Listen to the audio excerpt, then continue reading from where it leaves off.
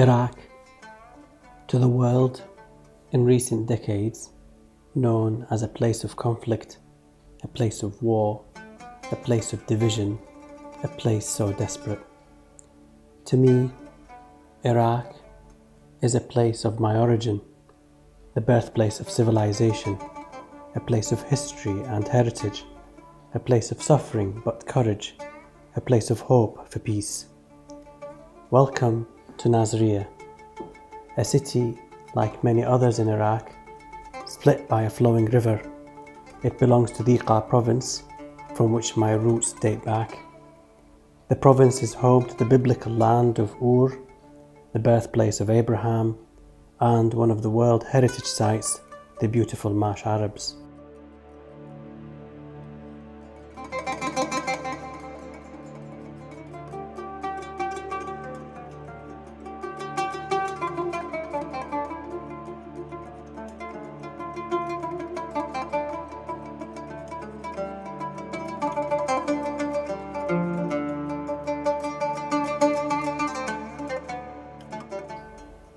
With a current population of more than 2 million people, Nasiriyah and Dhiqa have seen neglect by a number of passing governments.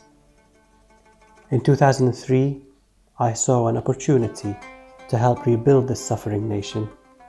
The attraction was the warmth of its people, the rewarding experience in closing the huge gap in healthcare that exists, the dream of building a respiratory institution from scratch, which would serve so many in desperate need. There were many branches in medicine requiring immediate attention. Respiratory medicine was particularly primitive. No doubt, this had an impact on my chosen career. In 2013, as an established consultant in respiratory medicine in the United Kingdom, I saw a great opportunity to help set the wheels in motion and place the first building block of my project.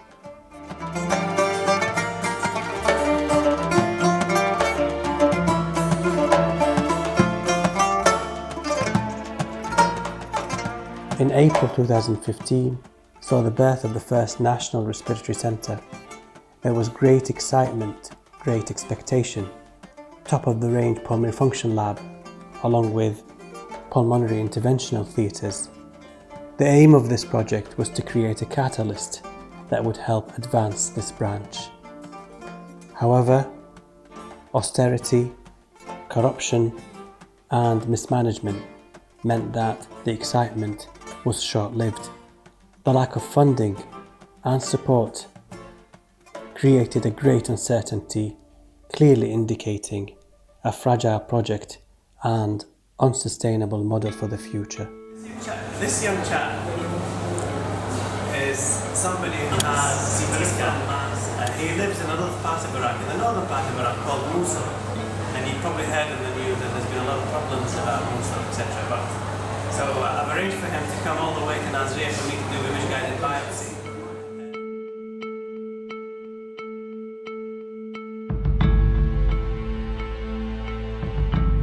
So I have my crew who are always on their day off, by the way, on Saturday morning.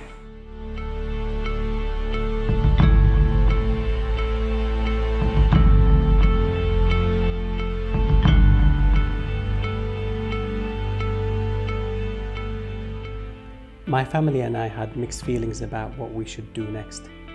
Do we accept defeat and head back to the United Kingdom? Was there a plan B we could contemplate?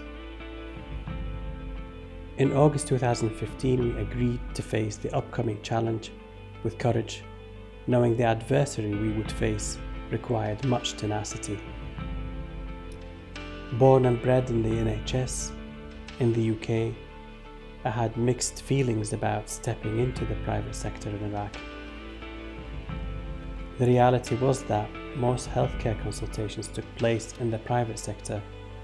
Although regulations of the private sector was extremely difficult, it was where people had most trust in receiving healthcare.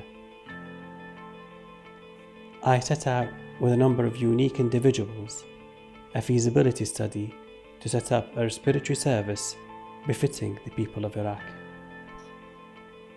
I decided to dedicate the next 1,000 weeks shy of 20 years to help revolutionize healthcare in Iraq. In June 2016, with the help of investors, we launched BQAR Lung Diseases Specialty Centre, otherwise known as TQLD, the first of its kind, now formally recognised by the Ministry of Health.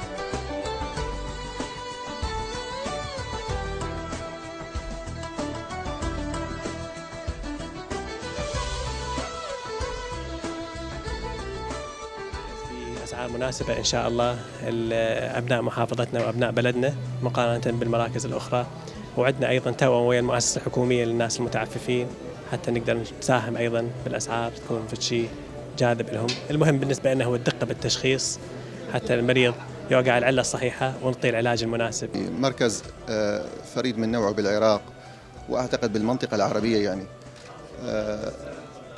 نوع الميزة اللي حققها المركز هو اقتناؤه لأجهزة حديثة جدا متطورة، واعتماده على نظام مؤتمت لأرشفة المرضى ولتسجيل البيانات ومتابعة الحالات بدقة. الأجهزة الحديثة التي يحتويها المركز قادرة على تشخيص مختلف أشكال الحالات التنفسية، الأمراض التنفسية بما فيها سرطانات الرئة، بما فيها الأمراض القصبية المزمنة والنوبية كالربو وغيرها. أيضا قادر على متابعة الحالات الباطنية لوجود مختبر كبير متخصص بمختلف التحاليل المختبرية. We established a public-private partnership with the existing but struggling public centre. The centre aimed to significantly alter the current private sector climate, built on a set of core values that we hoped would deliver one day the foundations of a healthcare system which embraces equality, progress, and provides care for all, regardless of age or means.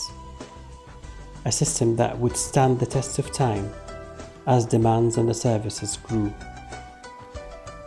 Welcome to TQLD, a new experience in triaging and streamlining patients.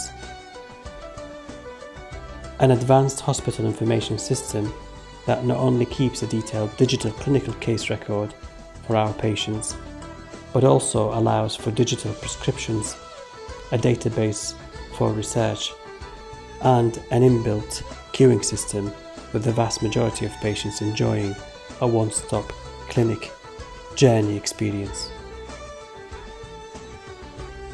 The patients are welcomed at reception and their details are collected.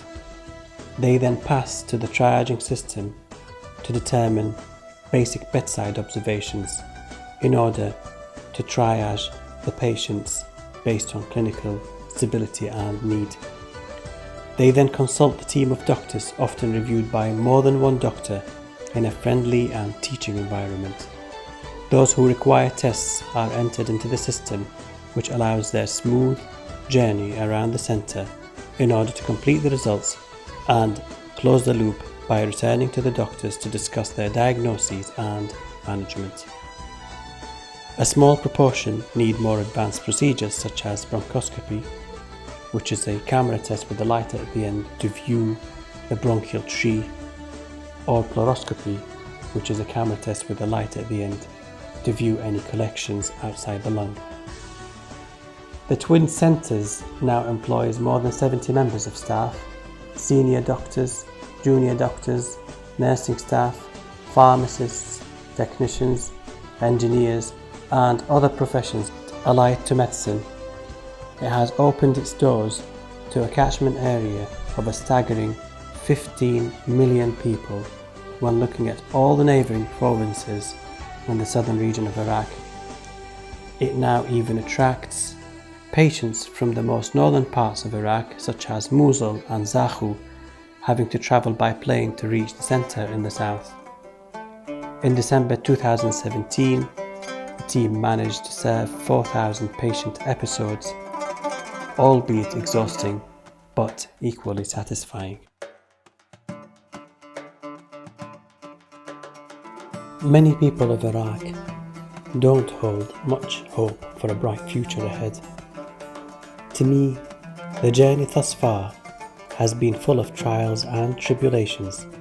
The positive experience I and many others have enjoyed fills me with great hope and optimism. Times are changing for Iraq. Times are changing fast.